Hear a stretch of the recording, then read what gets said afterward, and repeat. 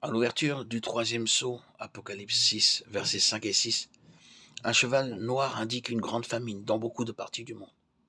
Il se vendra une mesure de blé ou 3 mesures d'orge pour l'équivalent d'une journée de travail. Cependant, l'huile et le vin qui symbolisent les plaisirs de l'homme demeureront inchangés. Ceux qui en auront les moyens bénéficieront encore de leur plaisir, mangeant, buvant, pendant que les autres mourront de faim. Dans Apocalypse 8.6, le quatrième sceau révèle le cavalier, monté sur un cheval pâle, qui est la mort, accompagné du séjour des morts. Le pouvoir lui est donné de détruire le quart des habitants de la terre par la guerre, la famine et par les animaux sauvages affamés. Lorsque le cinquième sceau fut ouvert, dans Apocalypse 6, 9, 11, Jean vit que beaucoup de fidèles seraient tués. Il y aura une persécution mondiale qui s'étendra jusqu'à la fin de la tribulation, Apocalypse 10, 7, jusqu'à ce que le mystère de Dieu soit accompli. Plusieurs naîtront de nouveau pendant la tribulation, Apocalypse 7, 9, 13, 14. Ils se tiennent devant le trône de Dieu. Dans Apocalypse 6, 12, 17, lors de l'ouverture du sixième sceau, le soleil devint noir, la lune devint comme du sang, et les étoiles du ciel tombèrent sur la terre. Au lieu de se repentir de leurs péchés, les gens de la terre, grands et petits, essaieront d'échapper au jugement.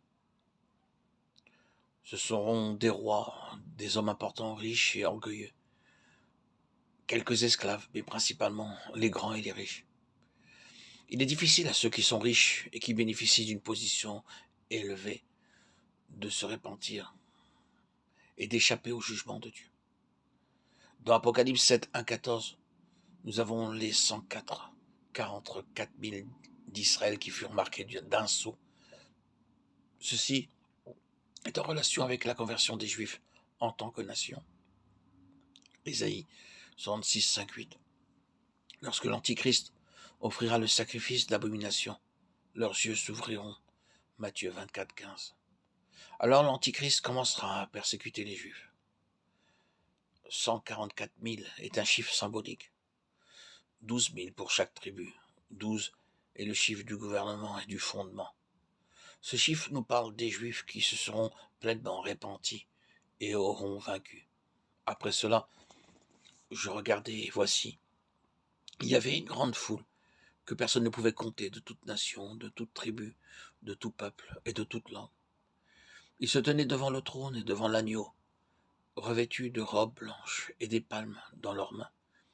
Et ils criaient d'une voix forte en disant, « Le salut est à notre Dieu qui est assis sur le trône et à l'agneau. » Apocalypse 7, 9, 10. Ces grandes multitudes seront ceux qui passeront par la grande tribulation. Ils ont lavé leurs robes dans le sang de l'agneau. Dieu lui-même habitera au milieu d'eux, et ils n'auront jamais faim ni soif. L'agneau de Dieu les nourrira et les conduira aux sources d'eau vive. Dieu lui-même essuiera toute larme de leurs yeux. Les chapitres 8 et 9 de l'Apocalypse racontent les souffrances des derniers jours. Il y a un silence dans le ciel, car l'heure est très solennelle. Apocalypse 8, 1. Les prières de ceux qui intercèdent pour la protection du peuple seront alors exaucées. Alléluia. Gloire à Dieu au plus haut des cieux et paix sur la terre aux hommes qu'il aime. À lui tout honneur et toute gloire pour les siècles des siècles.